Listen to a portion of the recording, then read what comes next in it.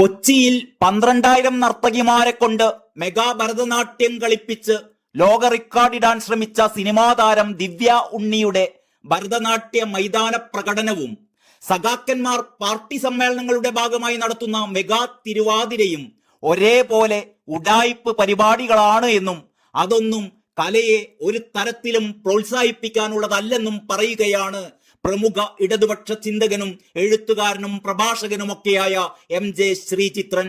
ശ്രീചിത്രന്റെ ഈ Facebook post share ചെയ്തിരിക്കുകയാണ് നമ്മുടെ പോരാളി ഷാജി. സാധാരണ ഇടതുപക്ഷവും സഖാക്കന്മാരും ചെയ്യുന്ന എല്ലാ വൃത്തികേടുകൾക്കും കയ്യടിച്ച് ഇൻകുലാബ് വിളിക്കുന്നവരുടെ തലയിൽ ബുദ്ധിയുദിച്ചോ എന്ന് സംശയിക്കുന്ന കിടിലനൊരു പോസ്റ്റ്. ഏതായാലും ഷാജിയെയും ശ്രീചിത്രനെയും ഒക്കെ എയറിൽ നിർത്താറുള്ളവർക്ക് ഇതേറെ ഇഷ്ടമായി. അവർ നിറഞ്ഞ മനസ്സോടെ ഈ പോസ്റ്റിന് താഴെ അനുമോദനങ്ങൾ അർപ്പിക്കുകയാണ്. ആദ്യമായി ഷാജിക്കൊരു ലൈക്ക് എന്നാണ് പലരും കമന്റ് ഇട്ടത്. ആദ്യമായി പോരാളി ഷാജിയുടെ ഒരു പോസ്റ്റ് ഷെയർ ചെയ്യുന്നു എന്ന് വേറെ ചിലർ. ശ്രീചിത്രൻ പഴയ ശ്രീചിത്രൻ തന്നെയെങ്കിലും പറഞ്ഞത് കാര്യമാണ് എന്ന് മറ്റു ചിലർ.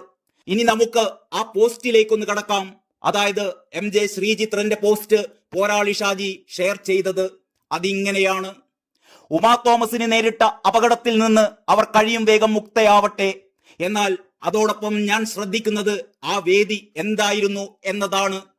12,000 ഭരതനാട്യ നർത്തകികളെ അണിനിരത്തിക്കൊണ്ടുള്ള ഒരു മഹാസംഘ നൃത്തം നടത്തുകയായിരുന്നു അവിടെ. ഉദ്ദേശ്യം ഗിന്നസ് ബുക്കിൽ ഇടം. ലീഡ് ചെയ്യുന്നത് ദിവ്യ ഉണ്ണി എന്ന നർത്തകി. ഉദ്ദേശ്യം നടന്നു, ഗിന്നസ് ബുക്ക് പ്രസാദിച്ചു. പരിപാടിയിൽ 12,000 നർത്തകിമാർ എന്ന് വെച്ചാൽ സ്വാഭാവികമായും ഭൂരിപക്ഷവും നൃത്തം പഠിക്കുന്ന കുട്ടികൾ.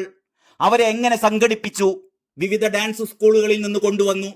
അവരിൽ ഒരാളുടെ രക്ഷിതാവ് മാധ്യമങ്ങളിൽ സംസാരിക്കുന്നത് കേട്ടത് പ്രകാരം തമിഴ്നാടിനെ കേരളം തോൽപ്പിക്കാനായി നടത്തുന്ന പരിപാടി എന്നാണ് അറിയിച്ചത്. അത്യാവശ്യമുള്ള കാര്യമാണല്ലോ.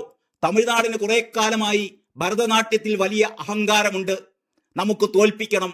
കേരളമെന്ന് കേട്ടാലോ തുടിക്കണം ചോര നമുക്കു ഞരമ്പുകളിൽ എന്നാണല്ലോ.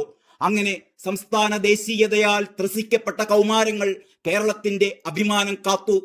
പക്ഷെ പരിപാടി ഉമാ തോമസിന്റെ അപകടത്തോടെ വേറെ വഴിക്ക് വാർത്തയായപ്പോൾ മറ്റു പലതും രക്ഷിതാവ് പറയുന്നുണ്ട്. കുട്ടികളെ കൊണ്ടുവന്നത് സാമ്പത്തികം. അതൊക്കെ ഇരിക്കട്ടെ, തമിഴ്നാട് തോറ്റല്ലോ, നമുക്ക് സന്തോഷിക്കാൻ അത് മതി. എന്ത് ഭ്രാന്താണിത് എന്ന് എനിക്ക് മനസ്സിലാവുന്നില്ല. ഇത്തരത്തിലുള്ള മൈതാന പ്രകടനം കൊണ്ട് ഭരതനാട്യത്തിനോ കേരളത്തിനോ യാതൊരു പ്രയോജനവുമില്ല. ആകെ പ്രയോജനമുള്ളത് ഈ പരിപാടി നടത്തുന്ന കമ്പനിക്കും മുന്നിൽ നിന്ന് നൃത്തം ചെയ്ത ദിവ്യ ഉണ്ണി എന്ന സിനിമാ നടിക്കും മാത്രമാണ്. ഭരതനാട്യം എന്ന കലയുമായി ഇത്തരം ഉച്ചക്കിറുക്കിന് യാതൊരു ബന്ധവുമില്ല. ഇനി ഭരതനാട്യത്തിന്റെ പേര് ഗിന്നസ് ബുക്കിൽ വരുന്ന വഴി കിട്ടുന്ന പ്രശസ്തി എന്നാണെങ്കിൽ അതും അസംബന്ധമാണ്. ഭരതനാട്യം അത്ര അപ്രസിദ്ധ കലാരൂപമേ അല്ല. ആ കലാരൂപത്തിന് ലഭിക്കാവുന്ന പരമാവധി ലോക പ്രശസ്തി അതിന് നേടാനായിട്ടുണ്ട്. അത് രുക്മിണി ദേവിയും ബാലസരസ്വതിയും മുതൽ അനേകം ഉഗ്രപ്രതിഭകളാൽ നിർമ്മിക്കപ്പെട്ടതാണ്. അവരാരും മൈതാന സംഘനൃത്തം നടത്തി നിർമ്മിച്ചതല്ല ആ പെരുമ. ചുരുക്കത്തിൽ ഇത്തരം അശ്ലീലങ്ങൾ ഒന്നാം തരം മാഫിയയാണ്. പാവപ്പെട്ട കുട്ടികളെയും രക്ഷിതാക്കളെയും പറഞ്ഞും പറ്റിച്ചും അവരുടെ ആഗ്രഹങ്ങളെ മുതലെടുത്തും സ്വകാര്യ വ്യക്തികൾക്കും തട്ടിക്കൂട്ട് കമ്പനികൾക്കും പണമുണ്ടാക്കണം. അതിന്റെ മുമ്പിൽ നിൽക്കാൻ സെലിബ്രിറ്റിയായ ഒരു നടി നർത്തകി വേണം. അവർക്കും അതുവഴി ഒരു പേര് കിട്ടണം. ഇതിനൊക്കെ ഒപ്പം നിൽക്കാൻ ഇവിടെ ജനപ്രതിനിധികളുണ്ട്, സംവിധാനങ്ങളുണ്ട്. ചോദിക്കാനും പറയാനും ആരുമില്ലാത്തതുകൊണ്ട് ഇതൊക്കെയാണ് കേരളത്തിൽ കല. ഇതിന് മറുവശത്ത് കേരളത്തിലെ യഥാർത്ഥ കലാകാരന്മാർ നിലവിൽ അനുഭവിക്കുന്ന പലതരം പ്രശ്നങ്ങളുണ്ട്. ജോലിയിൽ, സ്ഥാപനങ്ങളിൽ, പഠനത്തിൽ സർവത്ര പ്രശ്നങ്ങളുണ്ട്. അവയൊക്കെ പരിഹാരമില്ലാതെ നിൽക്കുകയാണ്. അതിനിടയിലാണ് ഇത്തരം ചൂഷണങ്ങൾ. കലയെ സ്നേഹിക്കുന്ന മുഴുവൻ മനുഷ്യരും കണ്ടാൽ അശ്ലീലം എന്നും മാത്രം പറയുന്ന ഇത്തരം പ്രകടനങ്ങൾ. ഇനി പറയുന്നത് എല്ലാവർക്കും അങ്ങനെ രസിക്കണമെന്നില്ല. എങ്കിലും ഇതുകൂടി പറഞ്ഞു നിർത്താം. പാർട്ടി സമ്മേളനങ്ങൾക്ക് വരെ കാണുന്ന ഈ മെഗാ തിരുവാതിര എന്ന ഇടപാടുണ്ടല്ലോ, ഈ ചൂഷണവും സ്വകാര്യ കമ്പനിയുടെ ലാഭമുണ്ടാക്കലും ഇല്ല എന്നതൊഴിച്ചാൽ കലാപരമായ ദൃഷ്ടിയിൽ ശുദ്ധ അശ്ലീലമാണ്.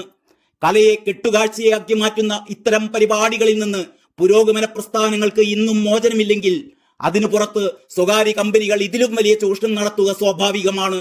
തോന്നും പോലെ എടുത്തു പെരുമാറാനുള്ള ഒരു ഉപകരണ സാമഗ്രി അല്ല കല. കലയുടെ ജനകീയവൽക്കരണം ഇത്തരം പൊള്ളയായ കെട്ടുകാഴ്ചകളല്ല. ഒരേ സമയം അത് കലയുടെ മണ്ഡലത്തെയും സാമൂഹ്യ മണ്ഡലത്തെയും മലീമസമാക്കുകയാണ് ചെയ്യുന്നത്. ഇത്രയെങ്കിലും പറഞ്ഞില്ലെങ്കിൽ സ്വയം കണ്ണാടി നോക്കുമ്പോൾ പുച്ഛം തോന്നുന്ന ഒരാൾ പറയുന്നു എന്ന് വെച്ചാൽ മതി. ശ്രീചിത്രൻ. ഇത്രയുമാണ് ഈ ഫേസ്ബുക്ക് പോസ്റ്റ്.